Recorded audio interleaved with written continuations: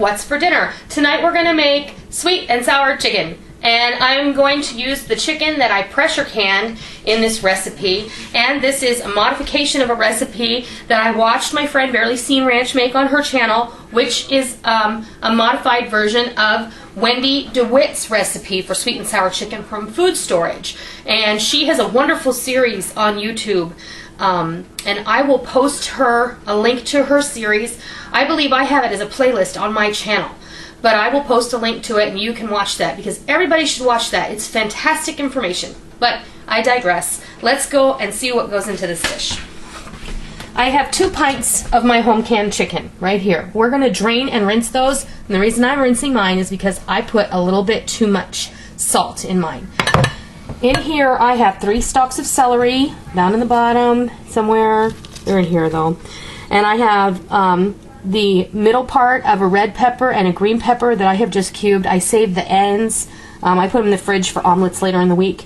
I have 3 carrots that I have sliced thinly. I have 1/2 of a, man, I got onions today. I have to show you these because they're unbelievably large. Look at them. Look, they're the size of Micah's head. Almost. Almost. That's a family joke. But anyway, I have 1/2 of an onion that size. So a medium-sized onion, really. I have a can of pineapple tidbits, 1 2/3 cup. 1 1/3 cup of granulated sugar, 2 tablespoons of molasses, 2 2/3 cups of water, 2/3 cup of white vinegar, 1/4 cup of cornstarch. I have 2 to 4 cloves of garlic, finely minced.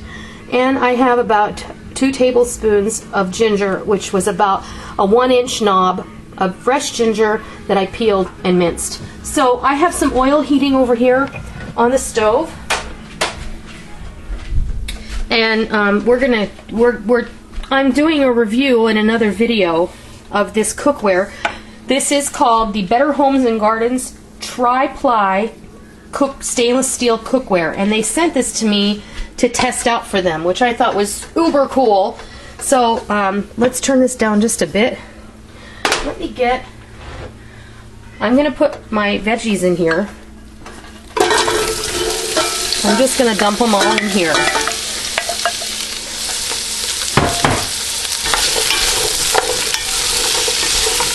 And I do have about 2 tablespoons of safflower oil in the bottom of this pan. I'm gonna toss my garlic in. And my ginger. I would like to get all that goodness in there though. And you know the reason that I always put the garlic in last is because you don't want it to burn. So by putting it in after you put all your vegetables or your onions first, then you're going to prevent your garlic from burning. I do have my stovetop on medium, which is a 5 on my stovetop. So I'm going to saute these vegetables.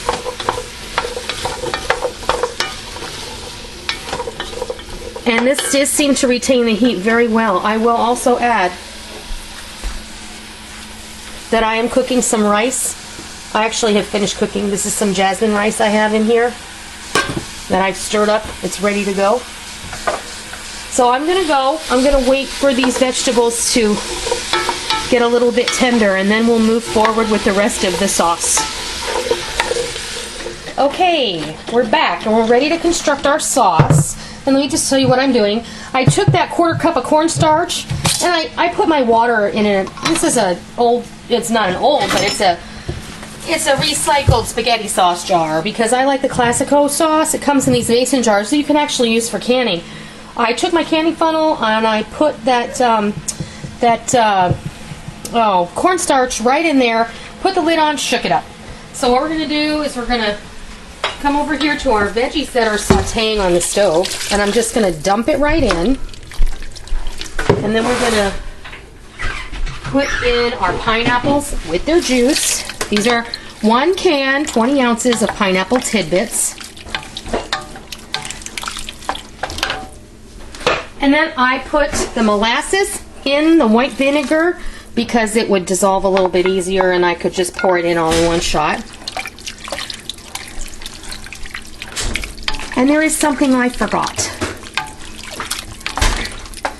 I'm going to give this a little shot of ketchup. Because like bacon, ketchup makes everything better.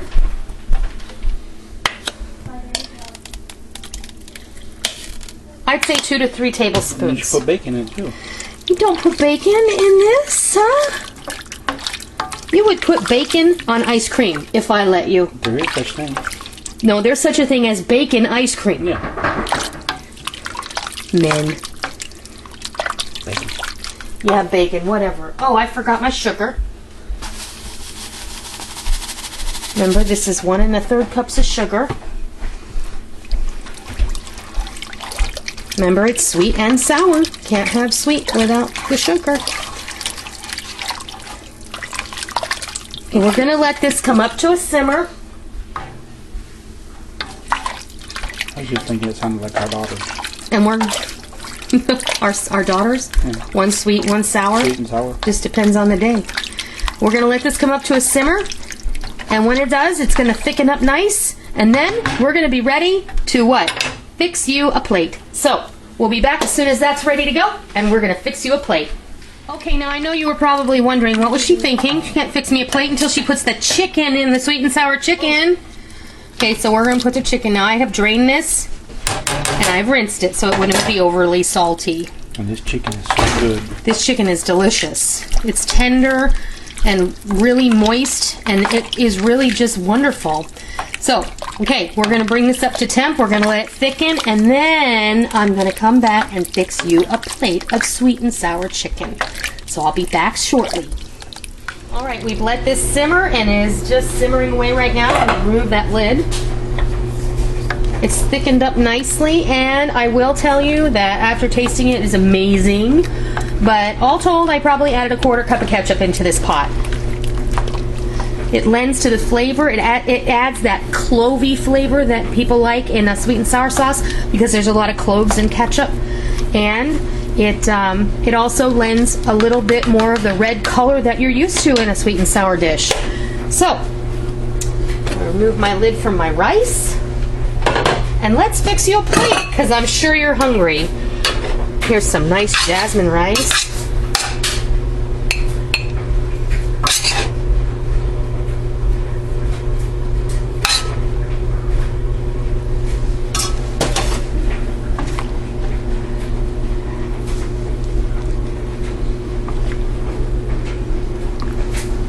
I think this looks amazing.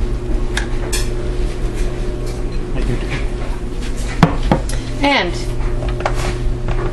if you like a little bit of crunch on top, I like a little bit of these noodles on top, just a little bit, gives a little extra crunch, and I like the way they taste. So, you're gonna need a fork for that. I hope you try this sweet and sour chicken from your food storage. You could make this completely from food storage using dehydrated vegetables, bell peppers, celery, onion, carrots. Do it your way. Everything else came right off the shelf. Molasses, ketchup, sugar, water, and vinegar. Everything you probably already have in your stores. If you don't want to use the fresh, you can use the dry. If you don't want to use the dry, use the fresh. Easy. Like something different, throw a can of those baby corn cobs. They would be fantastic in there too. So, make it your own, give it a try, and I hope you like it. And until next time, I'll see ya.